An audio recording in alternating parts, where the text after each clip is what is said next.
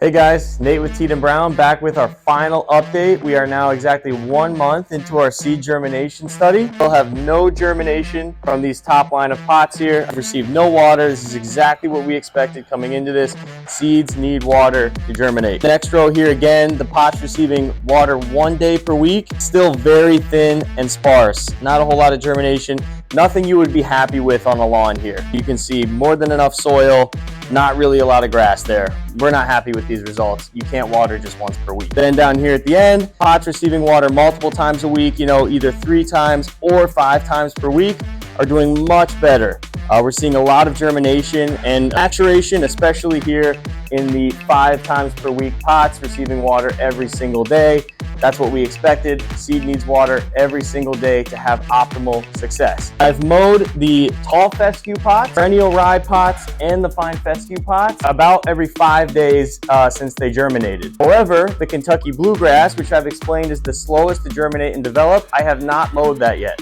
So even after 31 days in this trial, these pots, or the Kentucky Bluegrass plants, have not yet reached proper mowing height. Again, it's a very slow to develop grass species. I would expect these pots to develop slowly as we see here.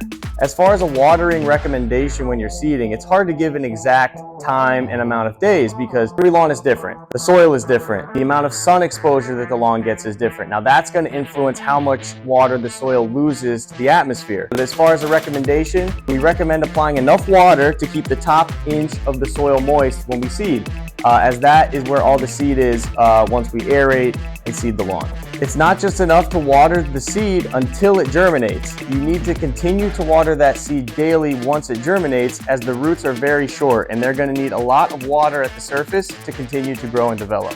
All right guys, thanks for following along with our seed germination study here, but I have one more trick up my sleeve. All right guys, welcome back. So as you'll notice, these are the 4 pots that received no water during our initial 31-day seed study. So again, this seed has been sitting in these pots for 31 days. Now the common misconception is that this seed is, too dry. It's not good anymore. During the fall seeding season, we often run into drought conditions. We're seeding lawns that are dry. The rain is on the horizon, but the lawns are dry.